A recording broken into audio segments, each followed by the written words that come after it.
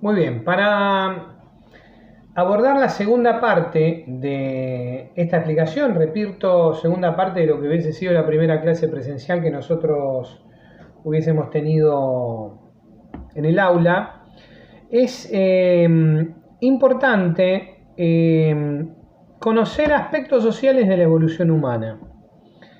¿Por qué considero que esto tiene relevancia? Tiene relevancia porque la evolución humana y sus aspectos sociales tienen fundamentalmente decisiva intervención en los distintos modos de vida que se fueron desarrollando durante la historia y en el comportamiento social de estos grupos primitivos, ¿sí? Desde los comienzos de la evolución o desde lo que la ciencia llama hominización hasta el hombre actual. Entonces, conocer estos aspectos sencillos, pero que a lo mejor pocas veces los tomamos de esta manera, o le damos la relevancia que tienen de esta manera, como lo vamos a observar aquí, nos van a permitir entonces establecer conocer mejor dicho y fijar algunos conceptos que tienen que ver con estos comportamientos. Podemos decir que el origen del hombre tiene lugar hace aproximadamente unos 4 a 6 millones de años, según lo que especifican los científicos que estudiaron los restos fósiles más antiguos de los primeros homínidos, es decir, las primeras especies humanoides, aquellas formas de las que descendemos a partir de la teoría que habla de la evolución de las especies, a través de la teoría de la evolución humana. La evolución humana entonces tiene sus orígenes en estas especies prehistóricas que eran muy diferentes a nosotros, pero que tenían particularidades que las hacían humanas por aspectos que son esenciales de comprender a partir de la postura física que adoptaron.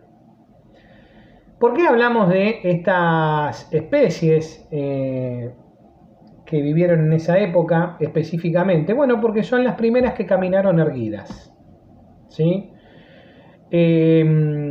Caminar erguido, caminar parado sobre las patas traseras, caminar en forma bípeda, es una de las características que nos hace humanos, ¿sí?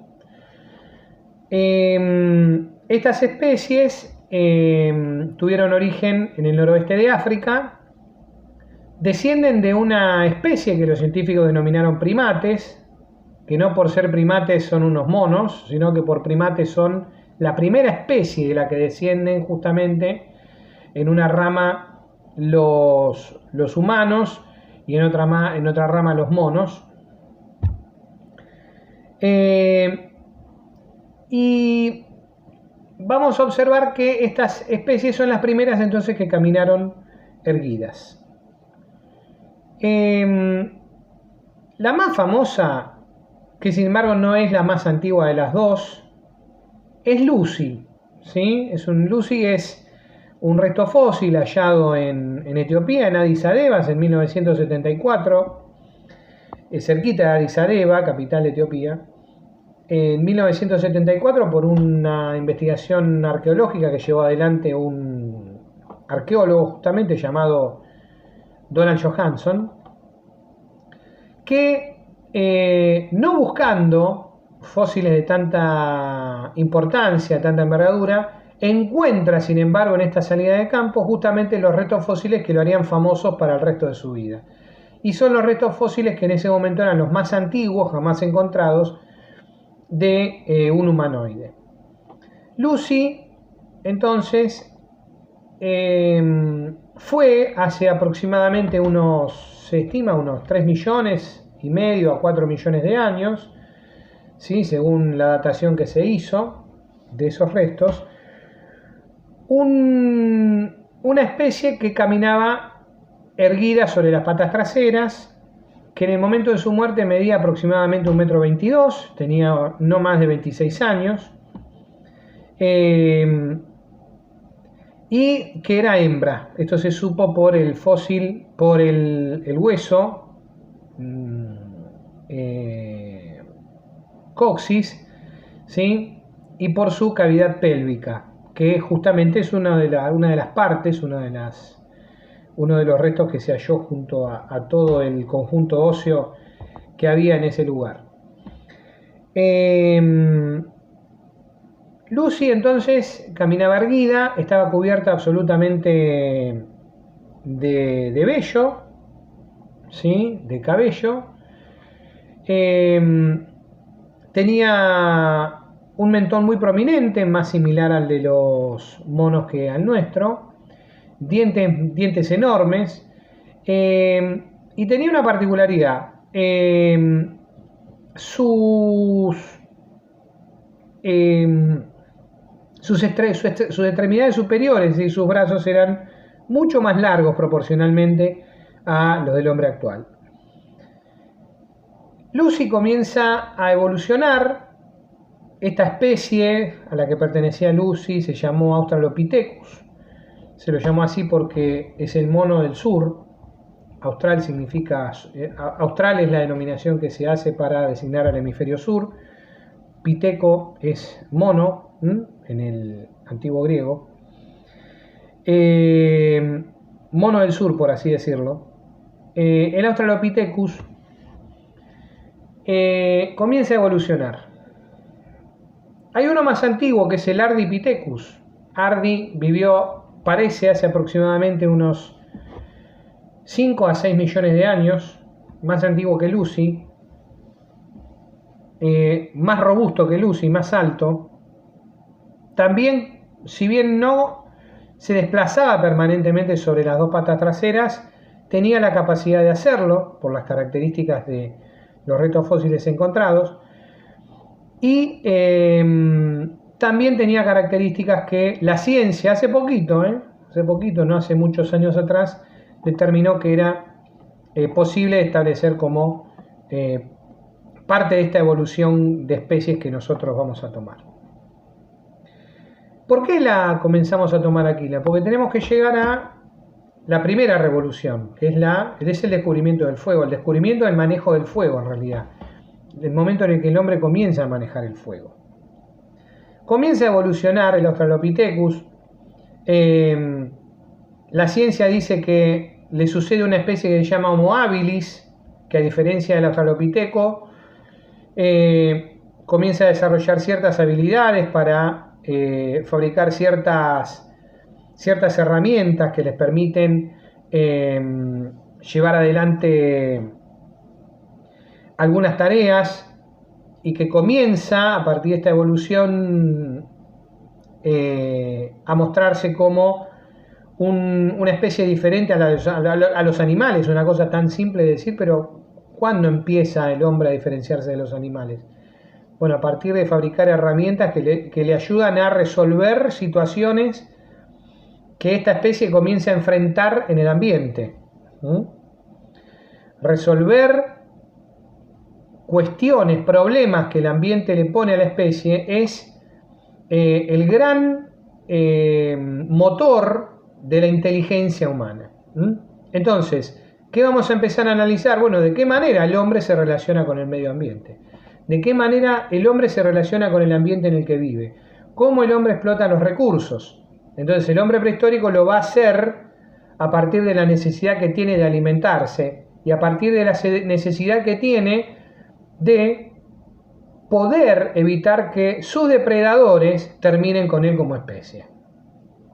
Por eso comienza el Homo habilis a fabricar herramientas simples que le permiten defenderse de los animales salvajes, le permiten proveerse de alimento, etc. Al Homo habilis le sucede el Homo erectus, que muchos científicos lo colocan como a la especie decisiva de la evolución humana, porque es el tránsito que hay entre el Homo habilis, ese hombre tan primitivo, al hombre inteligente, al hombre que comienza a resolver problemas más complejos, ¿sí?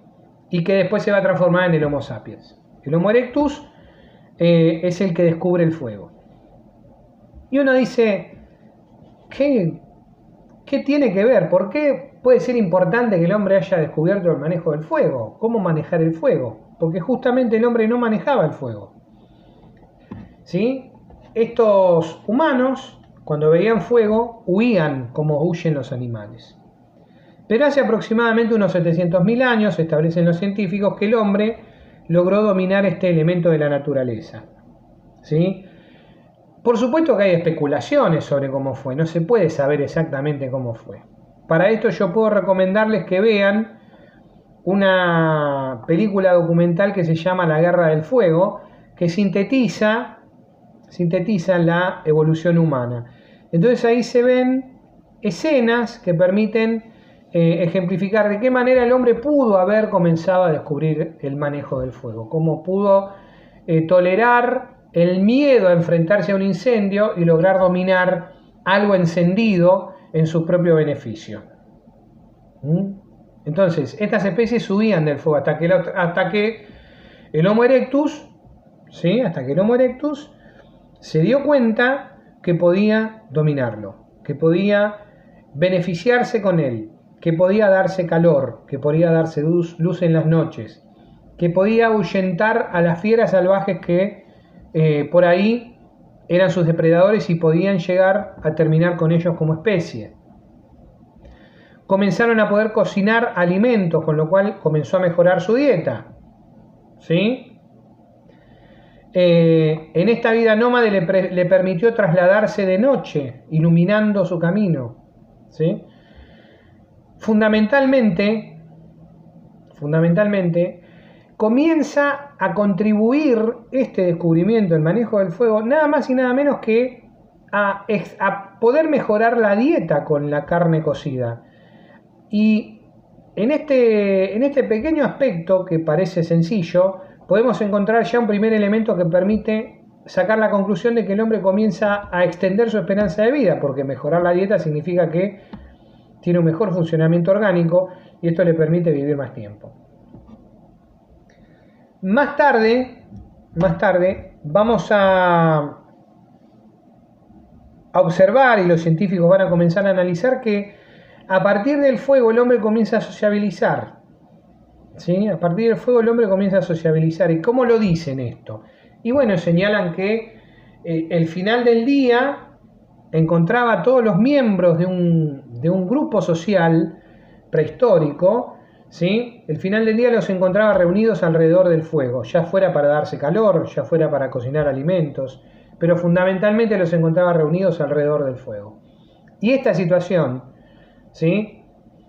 Permite especular con que compartían las experiencias diarias alrededor del fuego. Entonces, ¿qué permite esta reunión del final del día? Que comiencen las relaciones sociales a producirse, que comiencen los hombres a relacionarse entre sí y decir, bueno, a este le tengo confianza, a este no lo quiero, este me simpatiza, a este no. Y con eso comenzar a entender las primeras formas de sociabilización. Las primeras formas de socialización que especulan los científicos podemos llegar a encontrar en el comportamiento humano. A generar esto de la solidaridad, a encontrar gestos de compartir, ¿sí? Lo que fuera, compartir la experiencia, compartir la comida, ayudarse, curarse, ¿sí? al lado del fuego, y estando todos juntos, todos reunidos. No es casualidad, siempre según lo que la ciencia dice, que posteriormente al descubrimiento del fuego y posteriormente a esta forma de socialización, el hombre comienza a esbozar los primeros sonidos, ¿sí? Empieza a esbozar las primeras formas de comunicación, ¿sí? Cuando comienza a desarrollarse el Homo sapiens. Somos nosotros descendientes directos del Homo sapiens, esto es seguro, ¿sí? Esto es seguro. Nosotros como especie tenemos aproximadamente unos 75.000 años de antigüedad. En esta descendencia directa, ¿sí? Que es la del Homo sapiens. El Homo sapiens es el hombre que atraviesa incluso toda la era glaciar. Se produce en el planeta una era glaciar, la última glaciación, que se desarrolla aproximadamente durante unos 70.000 años y que va a finalizar con los comienzos de esta etapa intermedia que los científicos van a designar como Mesolítico. El final del Paleolítico, ¿sí?, el del hombre nómade, ¿sí?, y el comienzo del Neolítico, cuando vamos a ver los primeros albores del sedentarismo. Entonces, para pasar en limpio, ese hombre que comienza a evolucionar con Lucy, ¿sí?, y que se transforma en el Homo sapiens y que sobrevive a la última glaciación es el hombre nómade. El modo de vida de esas especies es el modo de vida nómade, el modo de vida que muestra al hombre trasladándose de un lugar a otro en busca de alimento. Muestra al hombre practicando una economía parasitaria, es decir, una economía que hace que consuma todos los alimentos que existen en un lugar hasta agotarlos sin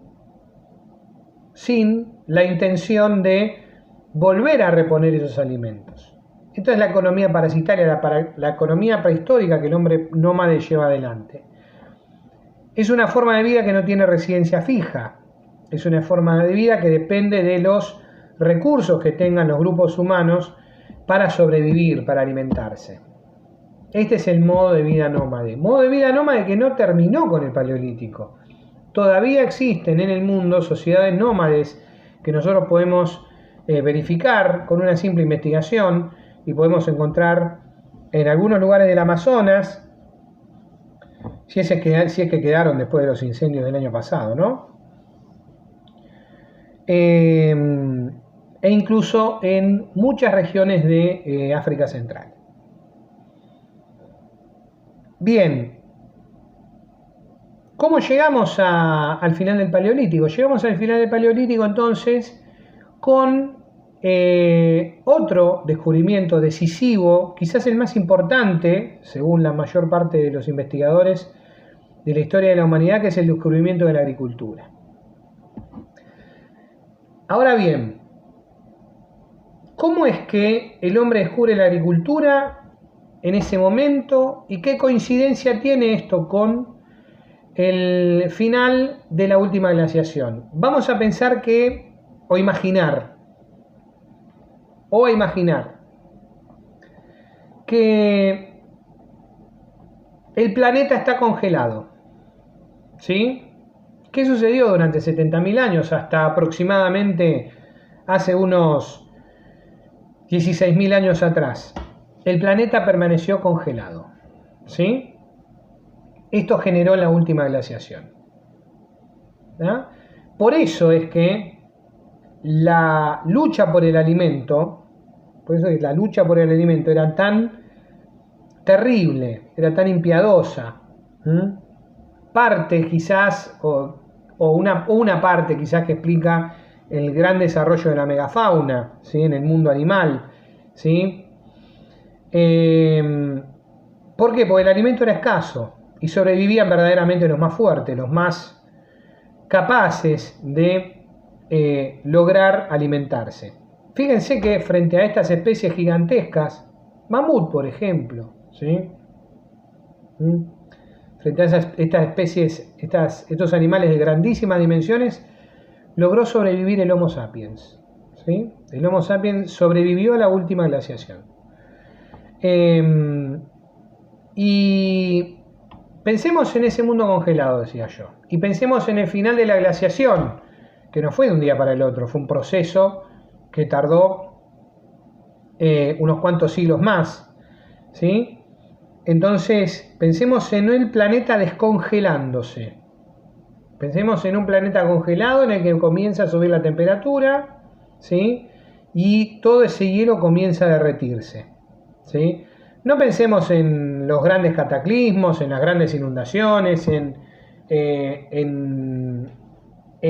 esas cuestiones que pudieron haber tenido que ver con espantosas, ¿sí?, consecuencias naturales y desaparición de un montón de especies. Pero pensemos en algo. ¿Qué hay debajo del fuego? Perdón, del fuego, no dije. Perdón, del hielo. ¿Qué hay debajo del hielo cuando comienza a derretirse? Debajo del hielo comienza a manifestarse una naturaleza diferente. Comienza a manifestarse el alimento. ¿Sí? El hielo deja lugar específicamente a la hierba para que crezca, a los árboles para que se desarrollen. ¿Sí? Entonces va a cambiar absolutamente la atmósfera porque va a subir la temperatura global y el alimento va a estar más al alcance de la mano. Entonces no va a hacer falta matarse para obtener alimento. El alimento va a estar más disponible para todos y por lo tanto, por ejemplo, esta megafauna de la que hablábamos antes va a comenzar paulatinamente a cambiar. ¿Sí? Algunas especies a desaparecer y otras a transformarse, a achicar el tamaño de sus colmillos, a disminuir la cantidad de pelo en el cuerpo, porque la temperatura es más alta, a reducir el tamaño de sus extremidades, sobre todo las extremidades delanteras, esas extremidades que apoyaban, ¿sí? Para pelear con el otro por la poca comida disponible que había. ¿Y qué va a pasar con la especie humana? Y la especie humana también se va a dar cuenta de que ya no necesita volverse loco y recorrer grandes distancias para obtener alimento y luchar contra animales terribles para matarlo y poder comerlo. Este hombre se va a dar cuenta de que hay una naturaleza sabia que le va a permitir obtener alimento. Y de la observación que va a desarrollar el hombre de esta nueva era prehistórica llamada Neolítico, la segunda etapa de la prehistoria, después del Paleolítico, de esta observación que el hombre va a hacer de la naturaleza, se va a dar cuenta de que se puede quedar a vivir en un lugar fijo y obtener el alimento que ese lugar le pueda proveer. Es el hombre sedentario, el hombre que comienza a dominar a la naturaleza a partir de dominar la tierra y dominar el agua, porque al dominar la tierra se va a dar cuenta de que va a necesitar agua para que esté regada esa tierra y para que los cultivos crezcan y para que los animales que lo van a acompañar, ¿sí?, puedan también proveerse de ese bien fundamental. Por lo cual vamos a ver que la agricultura va a ir de la mano de la ganadería. El hombre domina dos elementos más de la naturaleza.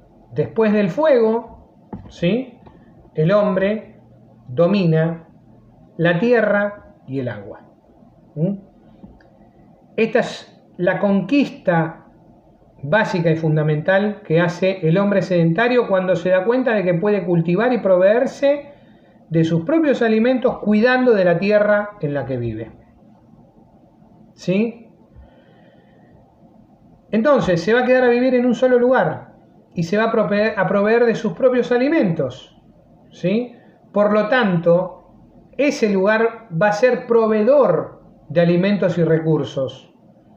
Entonces, esas sociedades van a ser cada vez más grandes y va a ser cada vez más gente la que vive en un solo lugar, ¿sí?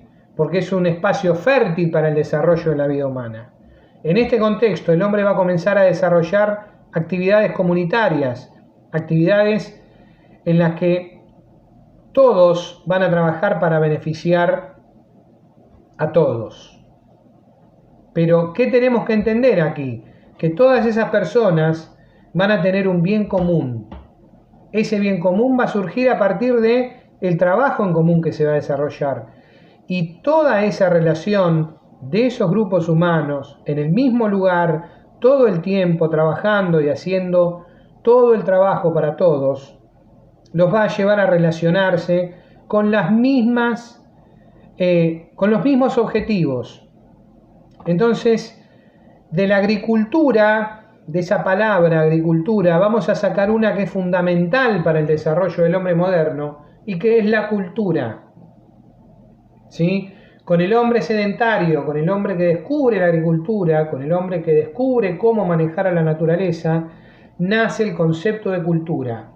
Esos grupos humanos van a desarrollar rituales, modos de relacionarse, van a desarrollar un idioma, van a desarrollar una estructura social en común y van a desarrollar costumbres y van a tener tradiciones que los van a identificar frente a los demás grupos humanos. ¿Sí? Eso es el significado básico de la cultura.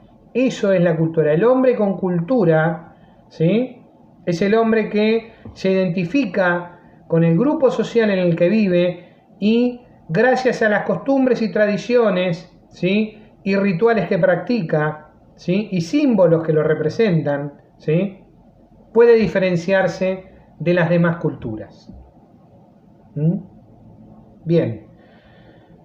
Hasta acá llegamos con el desarrollo de la agricultura, ¿sí? Para no extenderme demasiado, vamos a hacer una pausa aquí y vamos a tener una tercera parte de esta explicación, ¿sí?, donde vamos a específicamente hablar de la otra gran revolución, ¿sí?, de la historia humana, que es la revolución industrial.